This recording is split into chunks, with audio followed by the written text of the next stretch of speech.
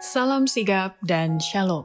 Renungan kita pada hari ini, Selasa, 6 Oktober 2020, berjudul Pentingnya Pengantaraan Kristus.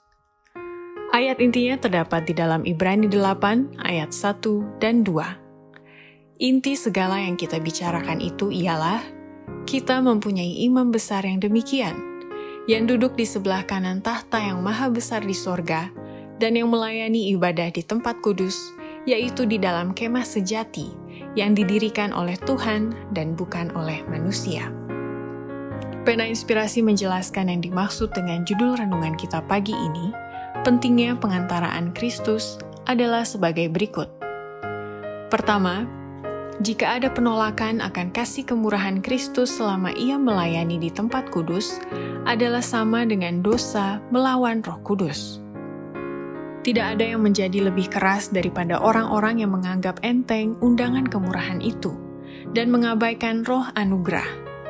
Pernyataan yang paling umum, dosa melawan roh suci, ialah dengan meremehkan undangan surga secara terus-menerus supaya bertobat.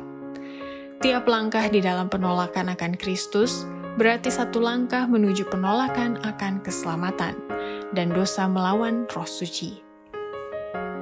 Kedua, kondisi atau keadaan pengantaraan Kristus di tempat kudus saat ini adalah sama seperti arak-arakan Yesus yang berhenti di puncak Bukit Zaitun dan masih belum terlalu terlambat bagi orang-orang di kota-kota besar dunia saat ini untuk bertobat.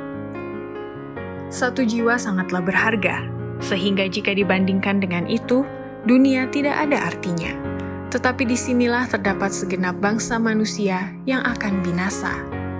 Bila mana matahari petang lenyap dari pemandangan, masa kemurahan bagi Yerusalem akan berakhir.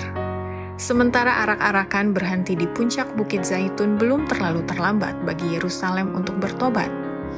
Kemudian malaikat kemurahan sedang menutup sayapnya hendak turun dari tahta emas untuk memberi tempat bagi keadilan dan penghukuman yang segera akan datang.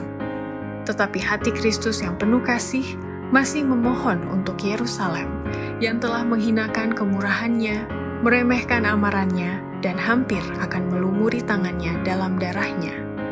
Kalau saja Yerusalem mau bertobat, belum terlalu terlambat baginya. Ketiga, pengantaraan Kristus di tempat Maha Kudus di surga adalah merupakan suatu masa pencobaan bagi orang-orang percaya untuk diperdamaikan dengan Allah. Tetapi rahmat Kristus ini ada batasnya, sampai amaran itu pun akan berhenti satu ketika. Pada setiap abad diberikan kepada manusia hari terang dan hak istimewa, suatu masa percobaan di mana mereka dapat diperdamaikan dengan Allah. Tetapi rahmat ini ada batasnya.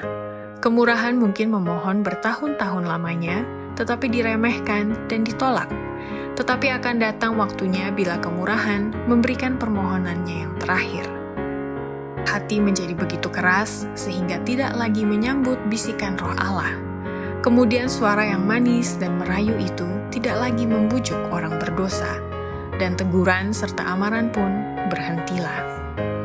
Keempat, pengantaraan Kristus di tempat Maha Kudus adalah satu-satunya kuasa yang dapat menolong setiap orang berdosa, asalkan mereka tidak menolak teguran Roh Kudus atau menghinakan bujukan kasih yang tidak terbatas itu dan atau amaran Roh Allah. Dalam menolak amaran Roh Allah, Israel telah menolak satu-satunya ikhtiar untuk memberi pertolongan. Tidak ada kuasa lain yang dengannya mereka dapat diluputkan. Bangsa Yahudi melambangkan orang-orang pada segala zaman yang menghinakan bujukan kasih yang tidak terbatas itu. Air mata Kristus ketika ia menangisi Yerusalem adalah untuk dosa-dosa pada segala masa. Dalam hukuman yang diucapkan terhadap Israel, mereka yang menolak teguran dan amaran Roh Allah yang suci dapat membaca hukuman mereka sendiri. Demikianlah renungan kita pada hari ini. Kiranya Tuhan memberkati kita semua.